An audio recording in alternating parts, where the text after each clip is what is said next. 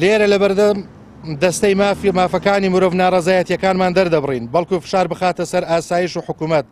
تا کەیسی بڕیار محەممەد وەکو کەیسەکانی تری پێش و بەلاڕێدا نەبرێ و سینناریۆی درۆینەی کۆمیدی و تراژیدی بۆ نەهۆنرێتەوە. دەمانەوێت بە زووترین کات بەپێی یاساکار پێکراوەکانی هەرێم هۆکاری ئەم دەستگیرکردنە بۆ ڕای گشتی کوردستان بەیان بکرێ، گەرنا ناچارین تەواوی ڕێکخراوە جیهانیەدا کۆچکارەکان لە مافی مرۆڤ و ڕۆژنامەنووسان بێنینە سەرخەت.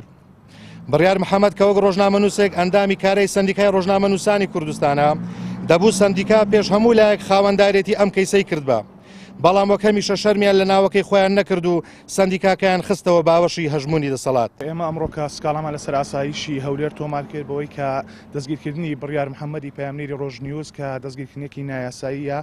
بەبێ ئاگاداری دادگا و دادوەرە، ئێمە پێمان وایە کە ئەوە نایاسایی و دەبێتن مامەڵەی یاسایی لەگەڵ ڕۆژنامەنووسان بکرێت لە هەرێمی کوردستان کە دەبوو سندیکای ڕۆژنامەنووسانی کوردستان ئاگادار بایە، دواتر ئینجا ئاگادارکردنەوە بۆ ڕۆژنامەنووسی دەستگیرکرا و بچوو بایە ئینجا دەستگیر بکرابە ئەگەر کارێکی نەشیاوی کرد یاخون یاسایی کرد بێتن، بەڵام دەبینین دوور لە هەموو ئەو بنەمایانە دەستگیرکردنی بڕیار لە ئێستادا کە لە زیندانە و هەروەها دەمانەوێتنەوەش بڵێن کە ئێمە ئەمڕۆ کە سکاڵامان تۆمار کرد لەسەر ئاسایشی هەولێر بەوەی کە ئاسایش بەبێ ئاگاداری دادگا و دادوەر ئەو کاری کردووە